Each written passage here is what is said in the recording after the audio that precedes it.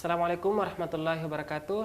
Bismillah, walhamdulillah, wassalatu wassalamu ala rasulillah wa ala alihi wa sahbihi wa mawala wa ba'd. Apa kabar pemirsa Mat TV dimanapun Anda berada? Semoga para pemirsa semua tetap dalam keadaan sehat walafiat serta selalu dalam lindungan Allah Subhanahu wa Ta'ala. Senang sekali pada hari ini saya Andi Jaya kembali bersama dengan pemirsa semua dalam program Manajemen Syariah. Dan tema kita pada program Manajemen Syariah hari ini adalah belajar manajemen dari kisah Nabi Lut alaihi salatu wassalam. Dan pada hari ini telah hadir di studio kita narasumber kita Bapak Dr. Henry Tanjung. Assalamualaikum Pak. Waalaikumsalam. Sehat Pak? Alhamdulillah. Alhamdulillah. Baik, tema kita pada hari ini adalah belajar manajemen dari kisah Nabi Lut alaihi salam. Nah, ketika kita mendengar atau menyebutkan Nabi Lut alaihi salam, mungkin kisah yang paling terkenal adalah kisah kaumnya yang kemudian Allah jungkir balikan seperti itu ya karena kesesatan atau penyimpangan seksual ya yang terjadi pada zaman itu. Nah, namun sebelum kita membahas lebih detail, lebih terperinci tentang manajemen apa yang bisa diambil dari kisah Nabi Lut alaihi salatu wassalam, mungkin kita bisa membahas sedikit kisah Ustaz ya dari Nabi Lut alaihi salatu wassalam. Silakan. Ya. Jadi para pemirsa sekalian ya yang berbahagia, alhamdulillah kita sampai sudah kepada kisah Nabi Lut ya. Yang ini kisahnya akan membuat bulu roma kita berdiri ya. Karena tidak pernah sebelumnya manusia lakukan. Ini kisah Nabi Lut ini ada banyak di dalam Al-Quran. Para pemirsa sekalian bisa nanti dibuka Al-Quran, misalnya surat Al-A'raf ayat 80 sampai ayat 84 ya. Atau surat Hud ayat 69 sampai ayat 83 ya. Itu agak panjang ceritanya dibandingkan dengan surat Al-A'raf. Atau surat Al-Hijr juga ayat 51 sampai 77. Atau surat Asy-Syu'ara 160 sampai 175. Ada juga kalau surat Al-Ankabut ayat 28 sampai ayat 35.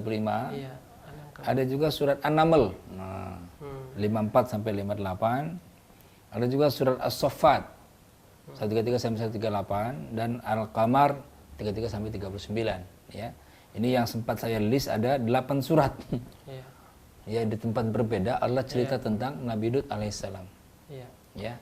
Jadi para pemirsa sekalian yang berbahagia, kita lihat tadi ya, setidaknya ada 8 surat yang bercerita tentang Nabi Lut dan perilaku kaumnya ini yang sama sekali menyimpang daripada budaya ya bumi pada saat itu. Dan ini kemudian dikisahkan dengan kisah yang sangat lugas ya. Mari kita bahas satu aja, kita ambil contoh ya. Itu surat Al-A'raf ayat 80 sampai ayat 84 ya. Mungkin Ustaz Andi bisa dibantu saya untuk membacanya. Baik. Surat Al-A'raf di apakah? Ayat 80 sampai ayat 84. Nah, ayat ya. 80 sampai ayat 84 ya. Waluton. Waluton. Ya. Kita akan mencoba ya, sebelum kita membahas lebih jauh, kita akan membaca surah Al-A'raf ayat 80 sampai ayat 84. Baik. A'udzu billahi minasy syaithanir rajim. Walutan idh qala liqaumihi atatuna al-fahishata ma sabaqakum biha min ahadin minal alamin. Innakum lata'tuna ar-rijala syahwatan min dunin nisa' bal antum qaumun musrifun. وما كان جواب قومه إلا أن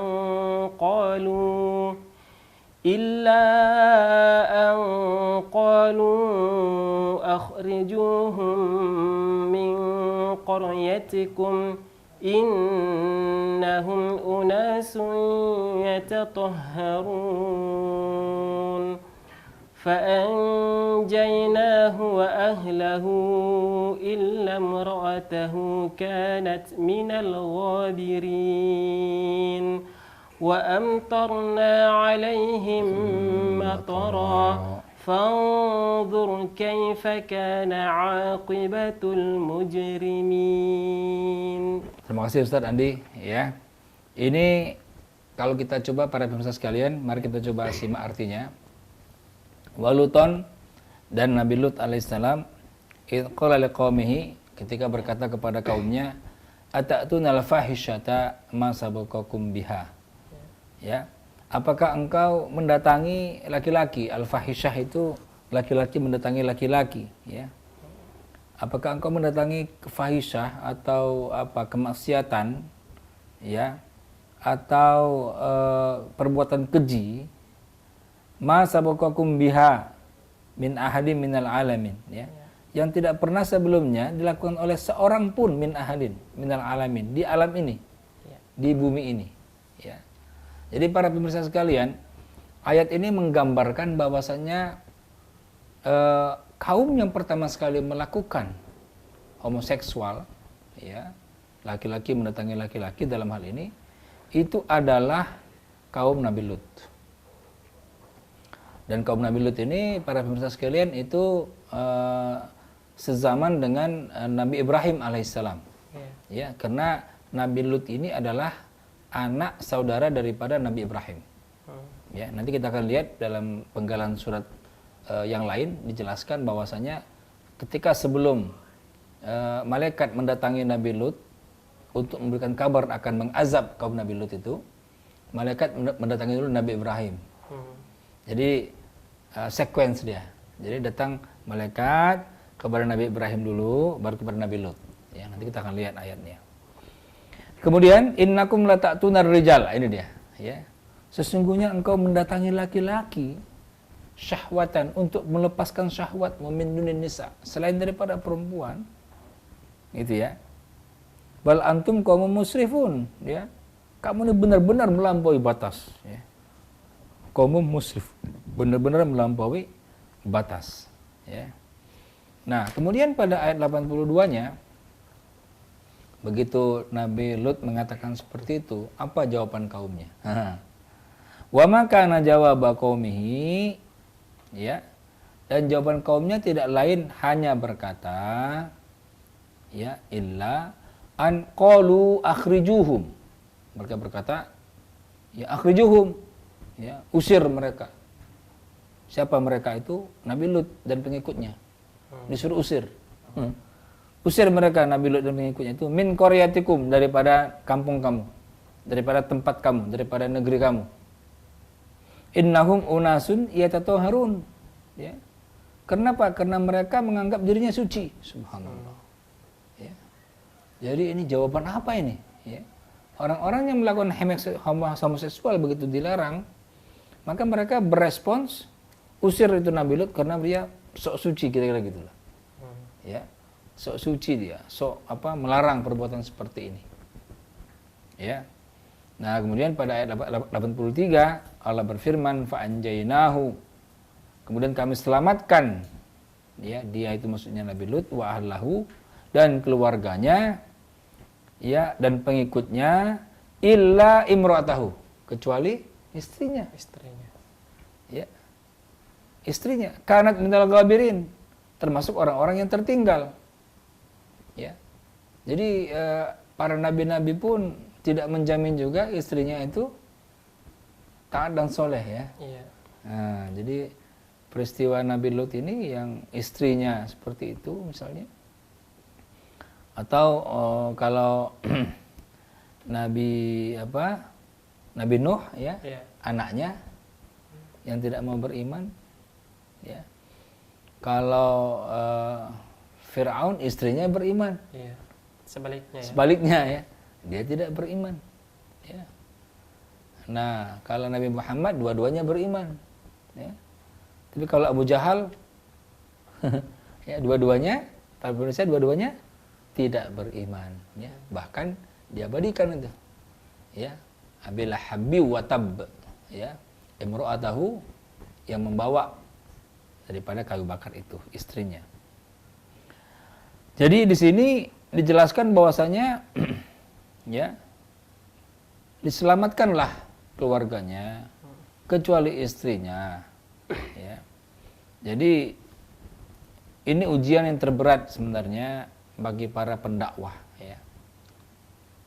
Para pendakwah ini sering dan rajin mendakwahkan orang-orang lain, ya, tetapi kadang melupakan mendakwahkan keluarganya sendiri, ya. Jadi ketika di keramaian itu sangat bagus dalam berteori, sangat bagus dalam ini, tetapi dalam praktek kehidupannya, ya, tidak dilakukan, ya, atau tidak sesuai dengan apa yang seharusnya terjadi. Ya, ujian, ya. Kemudian wa amtarna alaihim matara. Inilah siksaan yang Allah berikan kepada kaum Nabi Lut itu yang berperilaku janggal dan lain itu dengan apa? Wa amtarna alaihim matara, ya. Dengan diberikan hujan. Ya. Nah, ini hujannya adalah hujan batu, bukan hujan biasa. Ya, para pemirsa sekalian, kalau kita kena hujan biasa nggak apa-apa, tapi kalau kena hujan batu hancur kepala kita. Ya, inilah hujan batu yang diberikan kepada mereka. Fanzur kaifa kana, maka perhatikanlah bagaimana terjadinya, bagaimana terdapatnya akibatul mujrimin, ya, akibat orang-orang yang mujrimin, ya, akibat orang-orang yang berbuat dosa, ya. Jadi para pemirsa sekalian, kalau kita lihat ayat ini, ya, ini tidak banyak ayatnya, hanya 5 ayat saja, ya. Ini menjelaskan, ya, bahwasanya perilaku homoseksual itu adalah perilaku yang sangat Allah benci. Ya. Dalam sebuah kitab dijelaskan bahkan malaikat pun berlari saking takutnya azab turun dengan perilaku homoseksual ini. Ya. Baik laki-laki pada laki-laki maupun perempuan pada perempuan. Ya. Nah, jadi di sini kalau orang sudah penyakit, ya, kalau orang sudah hatinya itu dipenuhi dengan kemaksiatan, ya, maka dia akan benci kepada kebenaran, ya, dia akan benci kepada kebenaran. Nah, bagaimana proses, ya, bagaimana proses malaikat itu datang menurunkan azab kepada kaumnya Nabi Lut? Kita bisa perhatikan dalam surat Hud. Ya. Surat Hud itu surat yang keberapa Ustaz Andi? Yang ke-11, ya. Surat Hud, surat yang ke-11, ayatnya mulai ayat 69. Ya. Mulai ayat 69 sampai ayat 83. Ini agak panjang sedikit, ya. 69 sampai ayat 83, ya. Bagaimana kemudian di sini prosesnya, ya. Prosesnya tentang bagaimana diberikan azab, ya. Bagaimana malaikat turun, bagaimana malaikat diutus kepada kaumnya Nabi Lut alaihissalam, ya. Ustaz Andi mungkin bisa dibantu baca, Ustaz Andi. Walaqad ja'at, ya, walaqad ja'at. Ayat 69 ya, Pak? Ya, betul. Baik. A'udzu billahi minasyaitonir rajim. وَلَقَدْ جَاءَتْ رُسُلُنَا إِبْرَاهِيمَ بِالْبُشْرَى قَالُوا سَلَامًا قَالَ سَلَامٌ فَمَا لَبِثَ أَنْ جَاءَ بِعِجْلٍ حَنِيذٍ فَلَمَّا رَأَى أَيْدِيَهُمْ لَا تَصِلُ إِلَيْهِ نَكِرَهُمْ وَأَوْجَسَ مِنْهُمْ خِيفَةً قَالُوا لَا تَخَفْ إِنَّا أُرْسِلْنَا إِلَى قَوْمِ لُوطٍ. Sebentar, 2 ayat dulu, ya. Baik. Ya, coba dibaca artinya. 69 sampai. Dan para utusan kami, yakni para malaikat, telah datang kepada Ibrahim dengan membawa kabar gembira. Mereka mengucapkan selamat. Dia Ibrahim menjawab, selamat atas kamu. Maka tidak lama kemudian Ibrahim menyuguhkan daging anak sapi yang dipanggang. Iya. Kemudian maka ketika dilihatnya tangan mereka tidak menjamahnya, dia Ibrahim mencurigai mereka dan merasa takut kepada mereka. Mereka malaikat berkata, Jangan takut, sesungguhnya kami diutus kepada kaum Lut. Nah, sebentar ya. Jadi itu para pemirsa sekalian, dua ayat yang menjelaskan bahwasanya penekanan malaikat sendiri mengatakan bahwasanya kami ini diutus untuk kaum Lut. Ya. Kami ini diutus untuk kaum Lut. Untuk apa? Untuk memberikan azab. Nah, sebelumnya mereka datang dulu kepada Nabi Ibrahim untuk memberikan kabar gembira. Kabar gembira apa? Bahwasanya Nabi Ibrahim akan diberikan seorang anak. Ya, coba teruskan.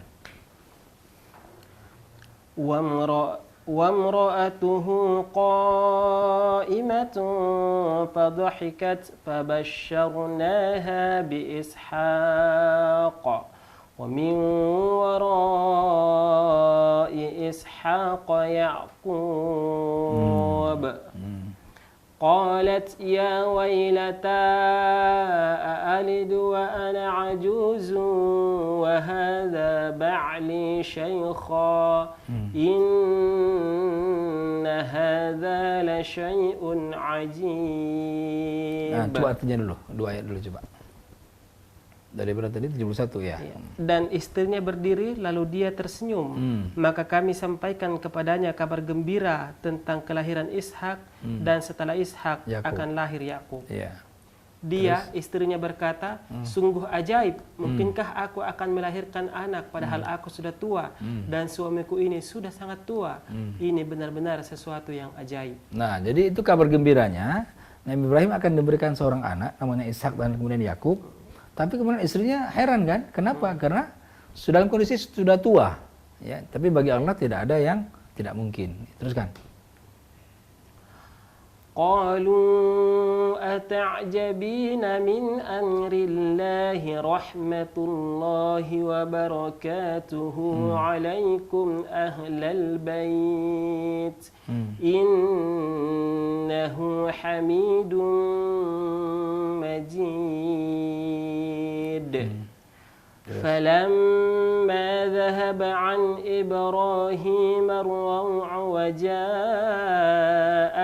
البشرى يجادلنا في قوم لوط إن إبراهيم لحليم أواه منيب. Ya, coba artinya lagi, supaya dua ayat.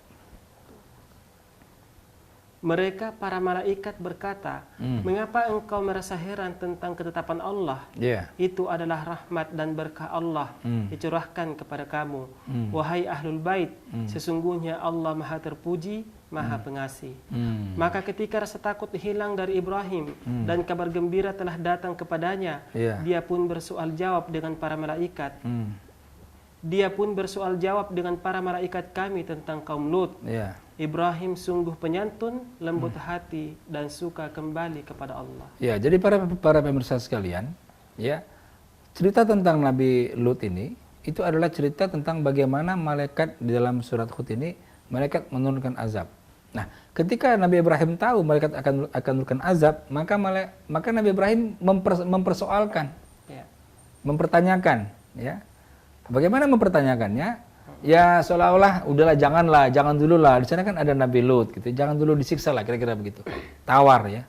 Maka kemudian dengan tegasnya malaikat mengatakan ini sudah merupakan ketetapan daripada Rob. Ya. Jadi kalau sudah ketetapan Rob tidak bisa lagi ditawar-tawar. Ya, artinya azab akan terus diturunkan. Baik. Itu Ustaz Andi. Kita akan bacakan lagi ayat setelahnya dan membahas lebih terperinci lagi setelah jeda pariwara. Pemirsa jangan kemana-mana, kami akan segera kembali. Baik, terima kasih.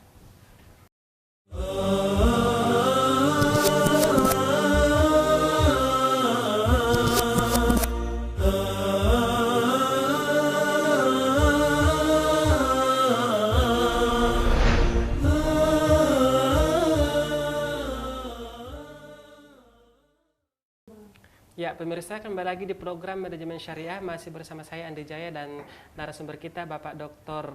Henry Tanjung, dan kita masih berada pada tema belajar manajemen dari kisah Nabi Lut alaihi salatu wassalam. Baik.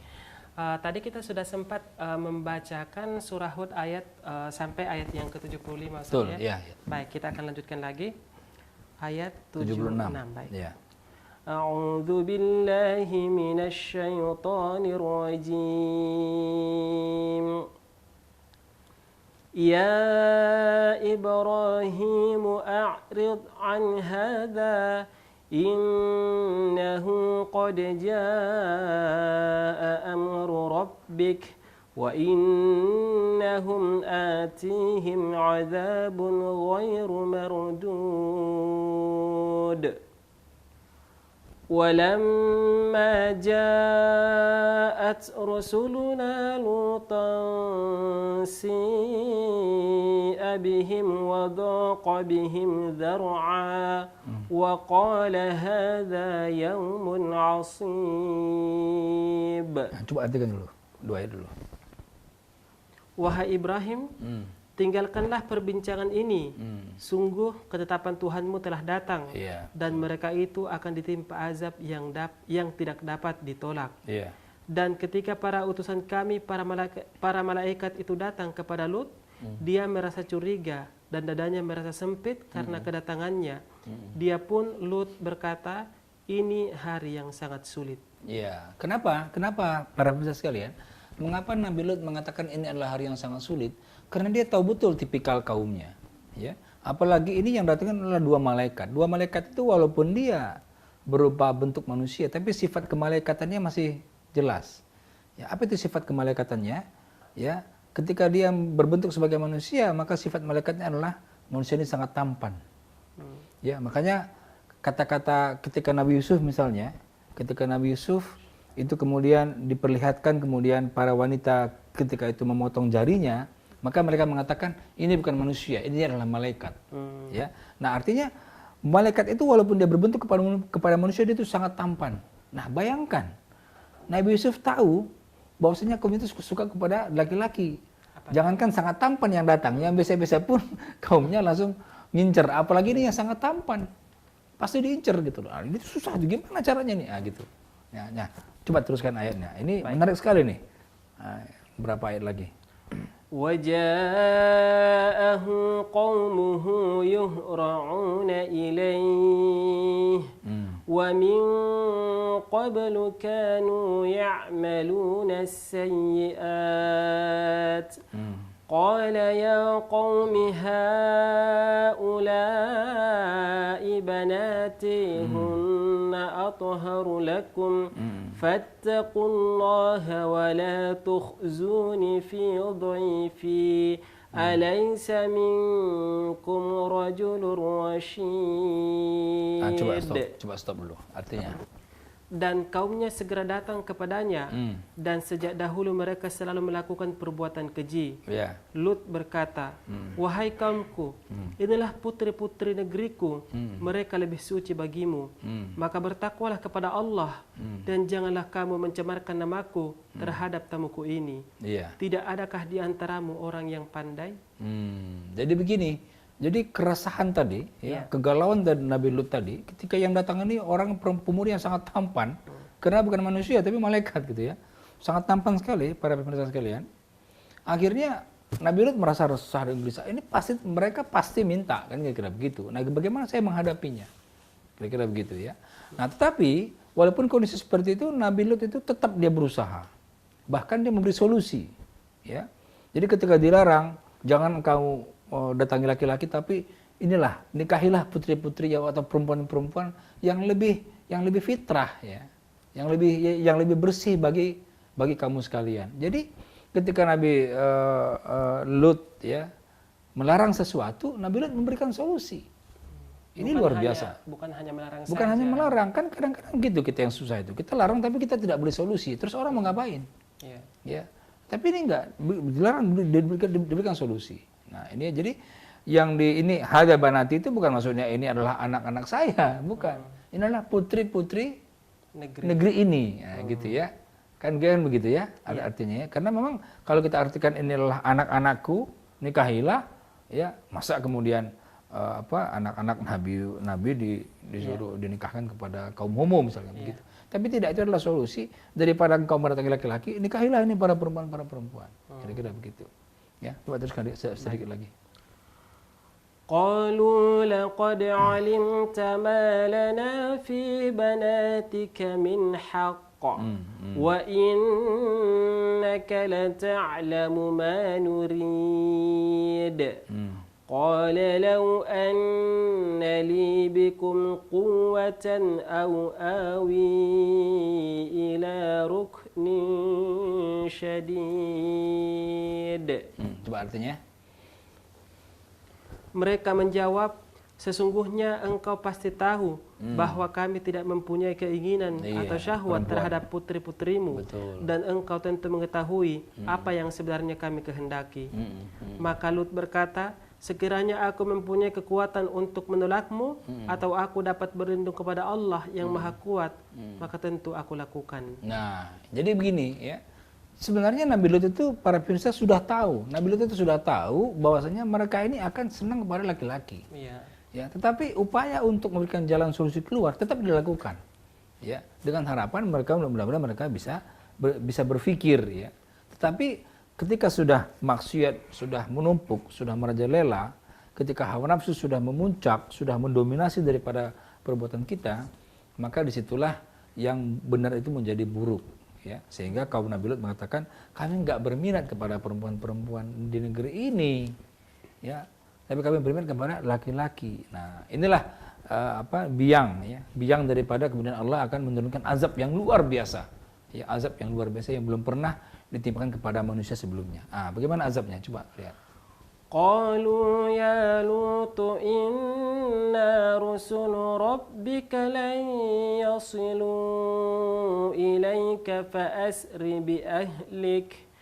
فأسر بأهلك بقطع من الليل ولا يلتفت منكم أحد إلا امرأتك إنه مصيبها ما أصابهم إن موعدهم الصبح أليس الصبح بقريب. Ya, coba artinya dulu. Mereka para malaikat berkata, wahai Lut, sesungguhnya kami adalah para utusan Tuhanmu. Mereka tidak akan dapat mengganggu kamu. Sebab itu, pergilah bersama keluargamu pada akhir malam. Dan jangan ada seorang pun di antara kamu yang menoleh ke belakang, kecuali istrimu. Sesungguhnya, dia juga akan ditimpa siksaan yang menimpa mereka. Sesungguhnya, saat terjadinya siksaan bagi mereka itu, pada sudah waktu dekat. Subuh, bukankah subuh itu sudah dekat? Iya, jadi ketika itu para pemirsa sekalian, malaikat memberikan solusi kepada Nabi Lut, wahai Nabi Lut, kamu jangan takut karena kamu akan ditolong, ya, Anda dan mengikutnya akan ditolong. Oleh karena itu pergilah malam ini. Karena apa? Karena siksaan itu akan datang subuh. Ya, jadi bayangin, malam disuruh pergi dengan kaumnya, dengan ahlinya, dengan pengikutnya, kemudian subuh akan didatangkan pada azab. Jadi singkat sekali waktunya, ya, kira-kira berapa jam lah kira-kira ya. Nah kemudian dengan syarat jangan lagi menoleh ke belakang, jalan aja terus jalan terus, karena kita akan mau hancurkan ya, karena memang siksaan yang diberikan itu luar biasa, makanya jangan toleh ke belakang, teruskan aja jalan. Ya, nah mungkin 2 ayat lagi. Ya. فَلَمَّا جَاءَ أَمْرُنَا جَعَلْنَا عَالِيَهَا سَافِلَهَا وَأَمْطَرْنَا عَلَيْهَا حِجَارَةً مِّن سِجِّيلٍ مَّنضُودٍ مُّسَوَّمَةً عِندَ رَبِّكَ وَمَا هِيَ مِنَ الظَّالِمِينَ بِبَعِيدٍ. Ya, artinya, ya. Maka ketika keputusan kami datang, kami menjungkir balikkan negeri kaum Lut dan kami hujani mereka bertubi-tubi dengan batu dari tanah yang terbakar, yang diberi tanda oleh Tuhanmu, dan siksaan itu tiadalah jauh dari orang yang zalim. Masya Allah. Para pemirsa sekalian, ya. Bagaimana Allah mengazab ya kaum dengan membalikkan rumah-rumah mereka, ya.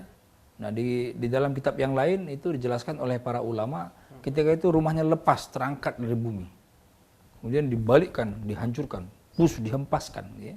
dihempaskan begini ke bawah, luar biasa itu ya. Kemudian dihujani dengan batu yang panas, bayangkan, batu yang terbakar. Ya, kita jangankan batu terbakar, batu biasa aja dihujani kita hampis. Bapak Pemirsa sekalian ya, jangankan batu yang terbakar, batu biasa pun kita akan menjadi apa itu, hancur, apalagi di batu yang terbakar, bayangkan ya. Seperti apa itu kejadian pada saat itu. Dan itu kemudian tempat itu diabadikan sampai hari ini, ya. Itu sampai kemudian namanya disebut dengan kaum Sodom. Di negeri Ya, Sodom ya. di negeri Sodom. Sehingga istilahnya adalah sekarang Sodomi kan. Nah, Sodom itu dari perlakuan kaum Sodom. Ya.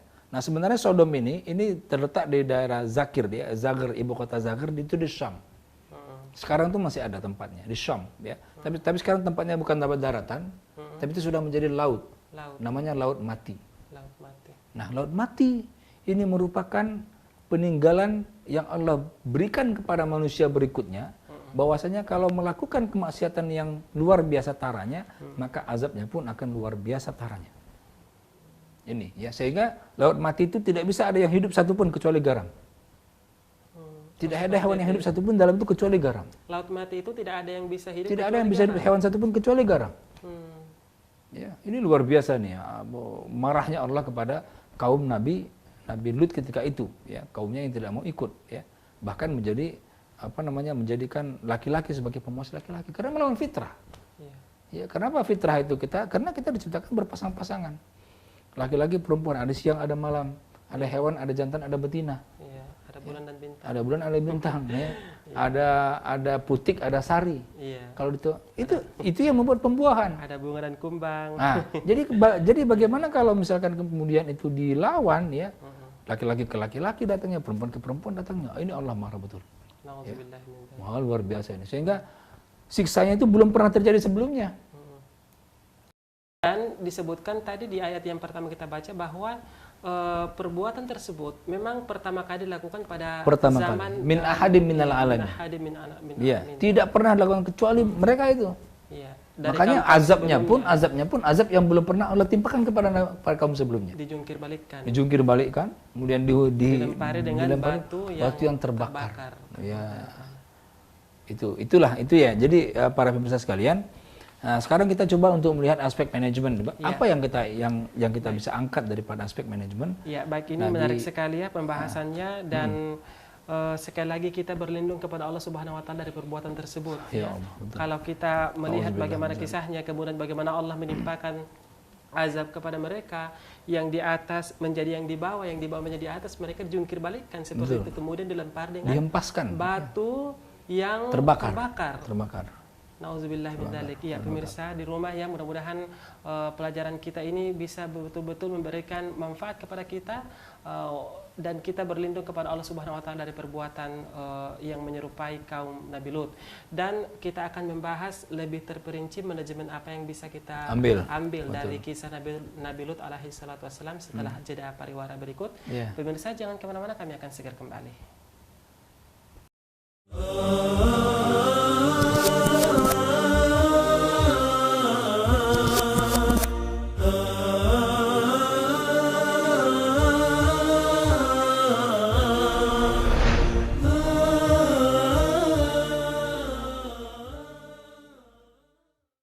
Ya, pemirsa, kembali lagi di program Manajemen Syariah, masih bersama saya Andi Jaya dan narasumber kita hari ini Bapak Dr. Henry Tanjung, masih dengan tema belajar manajemen dari kisah Nabi Lut alaihi salatu wassalam. Dan pada sesi pertama dan kedua tadi kita telah membahas secara detail, secara terperinci bagaimana kisah yang terjadi di zaman Nabi Lut alaihi salatu wassalam. Dan selanjutnya kita akan membahas lagi manajemen ya, atau pelajaran manajemen yang bisa diambil dari kisah Nabi Lut alaihi salatu wassalam. Baik, kembali ke narasumber kita Bapak Dr. Henry Tanjung, pelajaran manajemen yang bisa diambil dari kisah Nabi Lut alaihi salatu wassalam, silahkan. Ya, jadi setidaknya ada 3 pelajaran manajemen yang bisa kita ambil para pemirsa sekalian yang berbahagia. Yang pertama adalah ketetapan Allah itu tidak bisa ditawar. Ya, jadi ketika malaikat akan memberikan azab kepada kaum Nabi Lut, ya, maka Nabi Ibrahim menawar, ya, dengan alibi bahwasanya kaum Lut itu adalah tolonglah ditunda dulu supaya mereka bisa bertobat, ya. Tetapi kemudian Arid an hadza. Malaikat bilang, "Ya Ibrahim, arid an hadza." Ya wahai Ibrahim, udahlah, enggak usah bersoal jawab lagi dengan itu. Ya, karena ini adalah merupakan ketetapan daripada Allah Subhanahu wa taala. Nah, di sini bahwasanya kita sangat yakin sekali ini adalah sikap perilaku kita sehari-hari. Kita sangat yakin bahwasanya kalau sudah Allah memberikan ketetapan, itu udah nggak bisa lagi ditawar-tawar. Ya, nah inilah yang harus kita camkan pertama daripada aspek manajemen dalam kisah Nabi Lut alaihissalam. Kemudian yang kedua, orang-orang yang beriman itu sangat benci kepada kemaksiatan. Iya. Seperti sangat bencinya Nabi Lut kepada kemaksiatan kaumnya. Ya. Nah, jadi kalau orang beriman, ya, kalau kita mengaku beriman, kemudian belum ada kebencian kepada kemaksiatan, iman kita dipertanyakan. Ya, iman kita dipertanyakan. Iya. Kalau ada yang melakukan kemaksiatan, kita tidak benci kepada perilakunya, bukan kepada orangnya, karena orangnya bisa aja berubah. Iya. Kemudian dia bisa bertobat, Iya. dan dia bisa menjadi berubah. Itu boleh-boleh saja. Iya. Tapi kalau kita tidak benci kepada perbuatannya, nah, kita punya iman dipertanyakan. Iya. Ya, ini para pemirsa sekalian, ini adalah indikator sebenarnya. Ya. Indikator bagaimana kita berpihak kepada kebenaran. Bagaimana kita melihat kebenaran, kemudian kita berpihak kepada itu. Ya. Jadi kalau misalkan kita melihat suatu kemaksiatan, ya, malah kita tertawa-tertawa, nauzubillah min zalik. Ya. Tidak ada upaya kita untuk merubahnya, nauzubillah min zalik. Ya. Nah, sehingga ketika itu Nabi Lut itu langsung memberikan apa? Memberikan suatu solusi. Ya. Dilarang sampai Nabi. Ya, ini yang ketiga, pelajaran manajemen yang ketiga. Nabi Lut melarang kaumnya untuk berbuat homo, tapi dia berikan jalan keluar, dia berikan solusi. Apa jalan keluarnya? Nikahilah perempuan-perempuan yang lebih yang lebih suci. Ya, yang lebih suci. Ya. Jadi kenapa? Karena homo itu adalah perbuatan nisa dan kotor. Ya, kotor. Nah, karena ya itu memang sudah ciptaan Allah. Ciptaan Allah itu seperti itu. Ya. Jadi kalau melakukan dengan yang kotor tadi, makalah muncullah sekarang dengan banyak sekali penyakit. Ya, ada istilahnya penyakit AIDS ya, ya Ustaz Andi kan? Iya. Penyakit AIDS itu sampai sekarang belum ada obatnya ya? Iya, betul. Nah, belum ada obatnya, bayangkan. Gimana? Dan kita nggak tahu lagi penyakit apa yang akan Allah berikan ya. Kalau sekarang kita tidak berhenti daripada perilaku menyimpang seperti ini. Ya. Nah, jadi kalau kita bicara dari aspek manajemen, yang tiga hal tadi yang harus kita camkan. Yang pertama, ketetapan Allah itu tidak bisa ditawar-tawar. Ya. Yang kedua, orang yang beriman itu sangat benci kepada kemaksiatan. Bukan hanya benci, sangat benci. Iya. Ya. Ya, mungkin poin juga yang perlu ditekankan di sini bahwa yang kita benci adalah kemaksiatannya. Kemaksiatannya bukan orangnya. Nah, ini yang menjadi kadang salah persepsi di masyarakat kita ketika terjadi ada kemaksiatan dilakukan oleh si fulan A misalnya. Si fulan A-nya dibenci begitu, dia sangat dibenci. Iya, itu salah. Iya, itu salah. Yang kita benci adalah kemaksiatannya, bukan orangnya. Bukan orangnya. Karena itu adalah kerja dakwah, Ustaz Andi. Kerja dakwah. Iya. Ya, kalau kerja dakwah kepada orang baik-baik itu namanya amar ma'ruf. Iya. Itu mah gampang ya. Ngajak-ngajak kepada orang soleh itu gampang. Iya. Tapi namanya amar nahi mungkar. Ya. Mencegah orang, ya, mengajak orang daripada dia maksiat kita ajak dia kepada kebenaran. Itu yang sekarang jarang dilakukan. Iya. Ya, karena dakwah itu dua, amar ma'ruf nahi mungkar, dan itu harus bersamaan. Dan ini yang kadang ada kekeliruan di masyarakat kita. Iya, ketika kita melihat seseorang misalnya si A melakukan perjudian, kita justru seakan-akan menghindari dan tidak mau lagi komunikasi dengan orang tersebut. Padahal idealnya yang kita lakukan adalah kita mengajak dia untuk meninggalkan perjudian, meninggalkan perjudiannya, kemaksiatannya, untuk berdakwah. Ya, dalam hal ini mungkin kita perlu kita meniru metode jemaah tabligh. Itu dakwah itu dilakukan di mana saja, kapan saja, dan kepada siapa saja. Jadi ketika melakukan yang tidak benar langsung diberikan dakwah. Ya. Itu adalah untuk menguatkan kita punya iman. Ya. Jadi para pemirsa sekalian, ya ini ada pemirsa yang ingin bergabung bersama kita. Assalamualaikum. Assalamualaikum. Waalaikumsalam warahmatullahi wabarakatuh. Dengan siapa, di mana? Aisyah. Oh, Mbak Aisyah dari Lampung ya? Iya, baik. Mbak Aisyah, ada pertanyaan, silakan. Iya, saya kan mau bertanya seperti ini.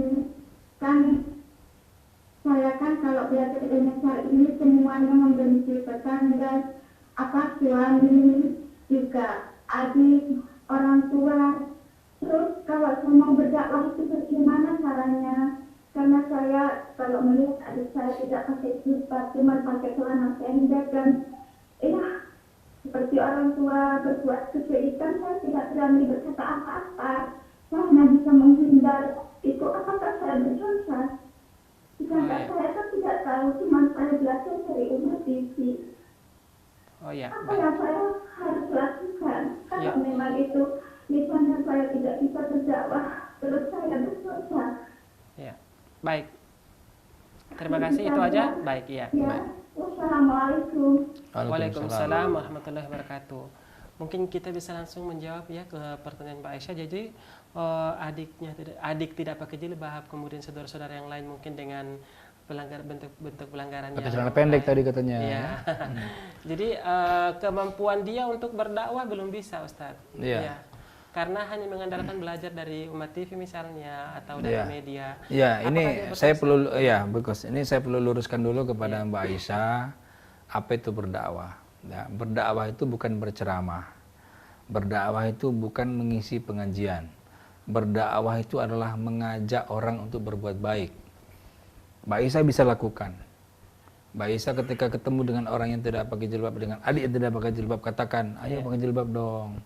Itu sudah dakwah. Nggak usah ceramah, nggak usah hadis, nggak usah baca Quran segala macam. Ketika melihat adik pakai celana pendek di rumah, ayo dong pakai celana panjang, pakai yang rapi, yang bagus. Itu sudah dakwah. Ya, dakwah itu mengajak, ya, mengajak. Bagaimana mengajak? Kepada apa diajak? Kepada kebaikan. Ya. Dakwah itu mudah. Dan dakwah adalah tugas semua, bukan tugas ustadz. Ya, kita harus bedakan, ya.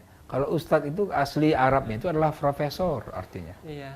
Ustadz itu adalah profesor. Ya, jadi kalau kita lihat orang Arab di kartu namanya, kalau ada alif depannya, kemudian ada D titik, itu berarti profesor doktor. Ustadz doktor. Al-Ustadz doktor, itu adalah profesor al-Ustadz itu. Tapi kalau nggak ada alifnya, D saja berarti dia doktor. Kalau kita PhD, doktor di kita. Nah, itu asal katanya al-Ustadz itu. Ya, jadi sebenarnya al-Ustadz itu adalah guru. Ya, yang mengajar. Nah, tugas kita dakwah ini tugas siapa? Tugas semua kita. Ya, waman ahsanu qaulam mimman da'a ilallah. Perkataan apa lagi yang paling baik selain daripada berdakwah mengajak orang kepada Allah? Itu saja. Jadi Mbak Aisyah bisa berdakwah. Ya. Tidak harus menjadi orang yang expert di bidang agama untuk berdakwah itu. Kita lihat ada yang tidak sesuai dengan agama, kita ajak. Nah, kalau untuk mengajarinya, untuk dalilnya, ya silakan panggil ustadz. Atau ustadz suruh yang menjelaskan. Kita ngajak nonton Umat TV sama-sama. Iya, begitu. Begitu Mbak Aisyah, ya. Jadi namanya apa? Kita harus benci kepada kemaksiatan. Itu yang jelas, ya. Nah, bagaimana caranya? Ya, jangan kita menghindari. Ini berbahaya. Kan orang kan begitu cenderung ya. Maksiat dihindari atau malah dilari daripada medan dakwah. Ini berbahaya ini. Baik, demikian ya jawaban buat Mbak Aisyah di Lampung Selatan, semoga bermanfaat ya. Jadi pada intinya bahwa berdakwah itu tidak harus masuk pesantren dulu. Apa yang kita bisa sampaikan, satu ayat, satu hadis ya, seperti itu. Baik, kita kembali pada poin yang terakhir. Dalam melarang sesuatu diberikan solusi, ada solusinya. Mungkin bisa dalam hal untuk aplikatifnya Ustadz, mungkin bisa diberikan contoh yang bisa diterapkan dalam keluarga ataupun dalam pemerintahan misalnya. Ya, misalnya saja di manajemen keluarga ya, ketika kita melarang anak kita. Ya. Kita melarang anak kita untuk makan permen, ya, dengan alasan permen atau misalkan yupi atau jelly itu akan nanti membuat tenggorokan menjadi radang, ya. Tetapi kita kasih solusi, ya. Nah, daripada adik makan yupi segala macam, adik minum jus aja yuk, ada jus mangga, ya, ada jus pokat, diberikan solusi alternatif yang menyehatkan makanan itu gitu. Jadi si anak itu mikir kan, oh aku dilarang mama atau dilarang ayah seperti ini, tapi ayah nyuruh ini, berarti ini lebih baik. Dia ada komparasi itu, dia ada komparasi. Ya. Nah begitupun kita kalau kita melarang sesuatu, apakah di kantor, apakah kepada anak buah, kita larang dia, kita kasih solusinya. Ya, Anda jangan berbuat seperti itu Anda melarang SOP. Harusnya Nah, begitu. harusnya begitu dijelaskan.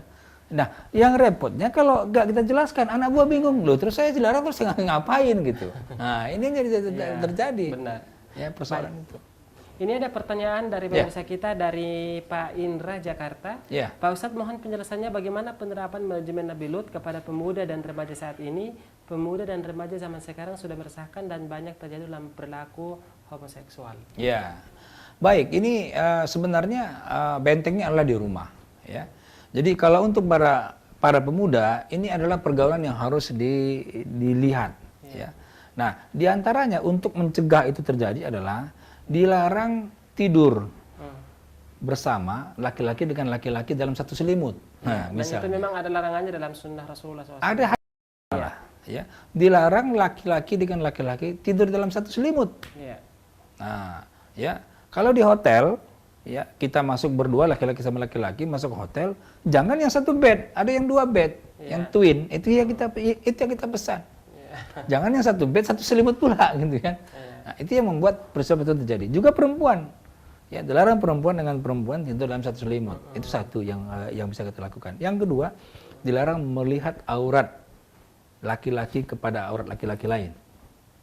Dilarang perempuan melihat aurat perempuan yang lain. Itu adalah peluang untuk terjadinya hal-hal seperti itu. Ya. Syaitan sangat licik untuk mengejarkan manusia. Lesbian dan homoseks itu akan terjadi seperti itu. Jadi itu harus dijaga. Nah, kalau di dalam rumah tangga dipisahkan anak tidur kalau dia sudah mencapai dewasa. Ya, walaupun laki-laki dengan laki-laki. Nah, gitu. Ya. Jadi gitu, Bapak Indra. Iya. Dan mungkin kadang Ustadz ya, kalau kita misalnya ada tugas luar kota, kita sama teman misalnya dalam satu hotel, biasanya sih ada yang cuman satu bed aja. Ya mungkin solusinya bisa kita jangan ngobrol lepas, kita ngomong-ngomong tentang perkara adin kita ya, selang nasihat menasehati, bisa saja supaya tidak terjadi hal-hal yang tidak diinginkan. Iya, atau bisa dua selimut. Jangan satu selimut, karena hadisnya dalam satu selimut. Baik. Ya, kalau dua selimut, kalau dia macam-macam tendang aja. Gitu Pak Pemirsa sekalian. Baik, ini menarik sekali ya pembahasannya, namun sayang sekali waktu kita sangat terbatas. Iya. Pemirsa, mudah-mudahan apa yang kita sampaikan pada pertemuan kali ini, kisah Nabi Lut alaihi salatu wassalam, memberikan pelajaran yang besar kepada kita, khususnya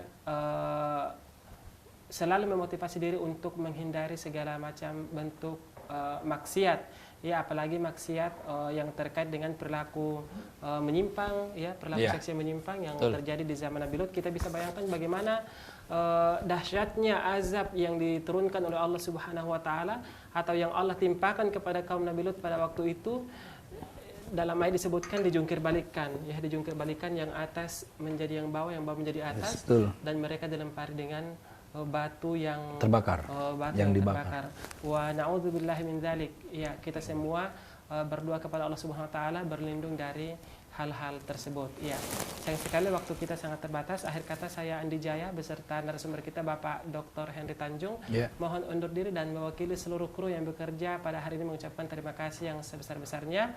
Dan jangan lupa saksikan kembali program Manajemen Syariah pada pekan depan, tepatnya hari Rabu pukul 16.00 waktu Indonesia Barat. Wassalamualaikum warahmatullahi wabarakatuh. Waalaikumsalam warahmatullahi wabarakatuh.